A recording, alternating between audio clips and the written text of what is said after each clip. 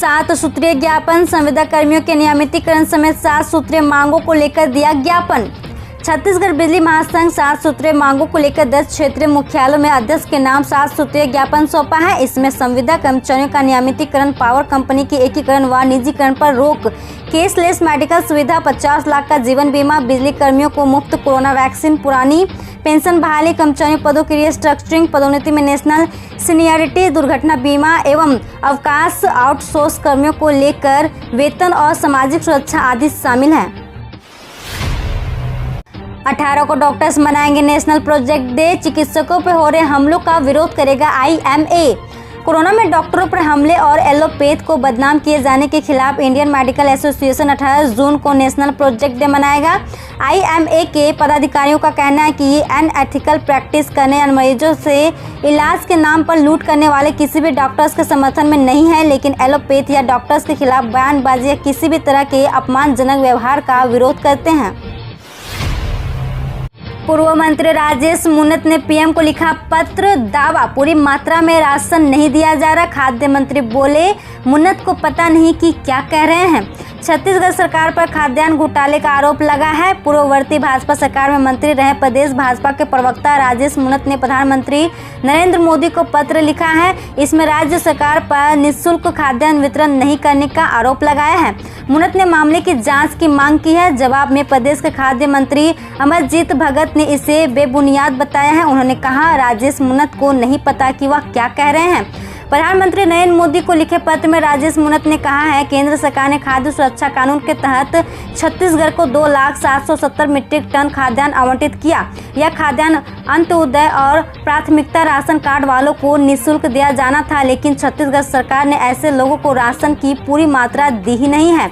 कम मात्रा में खाद्यान्न मिलने की शिकायत लगातार मिल रही है। यह शेष अनाज कहाँ जा रहा है, यह जांच का विषय है। राजेश मूणत ने अपने पत्र में कहा है एक मंत्री ने इस गड़बड़ी को स्वीकार भी किया है।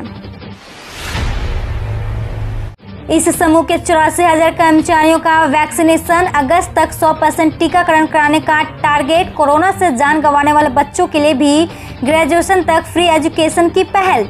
अपने कर्मचारियों को कोरोना संक्रमण से बचाने वेदांत समूह लगातार प्रयास कर रही है। इसी कड़ी में वेदांत केयर्स ने अब तक 84,000 कर्मचारियों, बिजनेस पार्टनर्स और उनके परिजनों का टीकाकरण कराया है।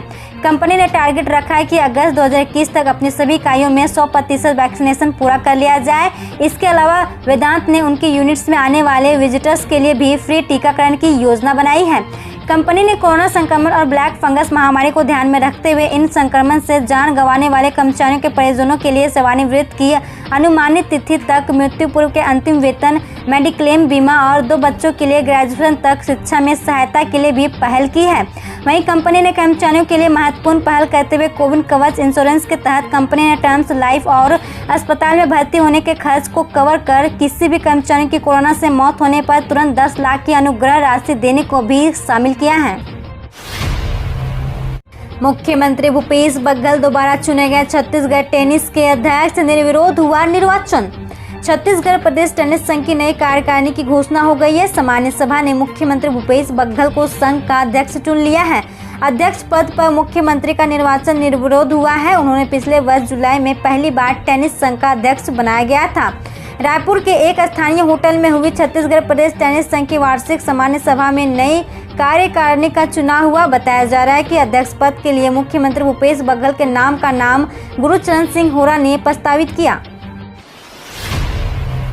रायपुर में अब कार्यक्रमों में बैंड बाजे की अनुमति, सड़क पर नहीं निकाल सकेंगे बारात, शादी में 50 लोगों को अनुमति। रायपुर में अब शादी पार्टियों में बैंड बाजा धुमाल बजाने की अनुमति मिल गई है। अब लोग अपने कार्यक्रमों में इसका इस्तेमाल कर सकेंगे। ये छूट कुछ शर्तों के साथ ही दी गई है। प्रशासन ने कार्यक्रमों में बैंड बजाने की अनुमति तो दी है, लेकिन सड़क पर बारात नहीं निकाल सकेंगे। वहीं शादी में अब 10 लोगों की जगह 50 लोगों को शामिल होने की अनुमति दी गई है। वहीं अंतिम संस्कार में 20 लोगों को शामिल होने की अनुमति दी गई है। शर्तें न मानने की सूरत में पुलिस और जिला प्रशासन कार्रवाई करेगा। प्रशासन ने धुमाल या ब्रास बैंड में बजाने वाले या परफॉर्म करने वाले कुल 10 लोगों को ही अनुमति दी है। बड़ा बैंड ग्रुप इस्तेमाल नहीं किया जा सकेगा। ऐसे साउंड सिस्टम का ही उपयोग किया जा सकेगा जिसका PRPO 200 वाट से ज़्यादा न हो। ब्लैक फंगस का निःशुल्क इलाज। छत्तीसगढ़ में ब्लैक फंगस अब आयुष्मान योजना में शामिल। चुनिंदा निजी अस्पतालों में भी इलाज का खर्च उठाएगी सरकार। छत्तीसगढ़ में सभी सरकारी और चुनिंदा निजी अस्पतालों में ब्लैक फंगस के निःशुल्क इलाज का रास्ता साफ हो गया है। केंद्र सरकार ने ब्लैक फंगस को आयुष्मान भारत योजना में शामिल करने को मंजूरी दे दी है। राज्य सरकार ने कुछ दिन पहले इसका प्रस्ताव केंद्र सरकार को भेजा था। छत्तीसगढ़ में एपिडेमिक कंट्रोल के संचालक डॉक्टर सुभाष मिश्रा ने बताया, ब्लैक फंगस के महंगे इलाज में मरीजों की मदद के लिए इसे राज्य सरकार के डॉक्टर खूबचंद बघेल मुख्यमंत्री स्वास्थ्य सहायता योजना में पहले ही शामिल कर लिया गया था। इसी के तहत मरीजों को निःशुल्क इलाज दिया जा रहा था। इसको केंद्र सरकार की आयुष्मान भारत योजना में शामिल कराने की कोशिश भी हो रही थी। सभी अस्पताल बनेंगे सर्व सुविधा संपन्न। Operation room, label room, laboratory, ICU, ventilator, blood bank और निःशुल्क दवा की होगी सुविधा। मुख्यमंत्री भूपेश बघेल ने कहा है कि आम लोगों तक स्वास्थ्य एवं चिकित्सा सुविधाओं की आसान पहुंच सुनिश्चित करने के लिए यह आवश्यक है कि प्रदेश के सभी जिला चिकित्सालय एवं विकासखंड स्तरीय अस्पतालों को सर्व सुविधा संपन्न बनाया जाए।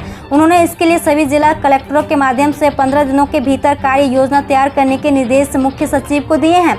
मुख्यमंत्री ने कहा है कि पिछले 6 माह में कोरोना के इलाज की व्यवस्थाएं सुदृढ़ करने की दृष्टि से इन अस्पतालों में ऑक्सीजन संबंधी उपकरण, आईसीयू, बिस्तर, वेंटिलेटर्स इत्यादि की संख्या में उल्लेखनीय वृद्धि हुई है।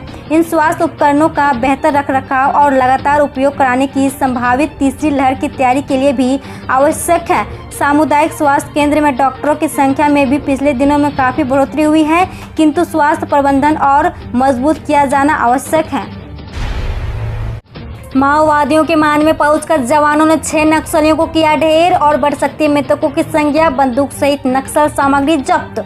ओडिशा के मलकानगिरी में पुलिस नक्सली मुठभेड़ में सुरक्षा बलों ने 6 माओवादियों को ढेर कर दिया है। मौके से एक बंदूक, SLR सहित नक्सली सामान बरामद किया गया है। एनकाउंटर में कई और नक्सलियों को गोली लगने का दावा किया गया है। वहीं कुछ नक्सली मुठभेड़ के बाद जंगल का आड़े लेकर भागने में भी कामयाब रहे। बताया जा रहा है कि ये नक्सली आंध्र प्रदेश में काफी सक्रिय थे। इसी सूचना पर टीम सर्चिंग के लिए निकली थी।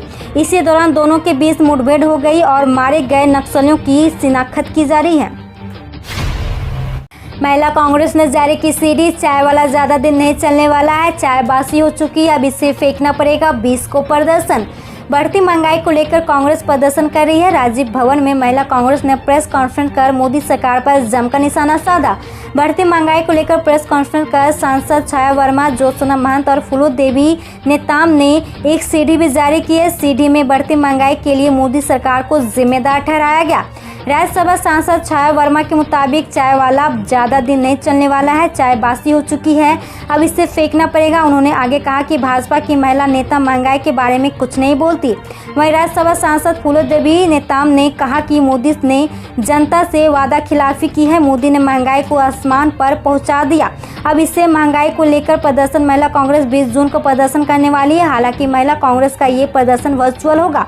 सांसद ज्योत्सना महंत की माने तो बढ़ती महंगाई के कारण महिलाओं को घर चलाना मुश्किल हो गया है। किचन का बजट बिगड़ चुका, लोगों को खाने के थाली में भी समझौता करना पड़ रहा है। उनकी माने तो आज़ादी के बाद सबसे ज़्यादा महंगाई मोदी ने बढ़ाई। हम रोज ऐसे ही न्यूज लाते रहेंगे, तो यदि आपने अभी तक क्लीन न्यूज को सब्सक्राइब नहीं किया है तो पहले फटाफट सब्सक्राइब कर लें, साथ ही बेल आइकन को दबा दें ताकि कोई अपडेट मिस ना हो।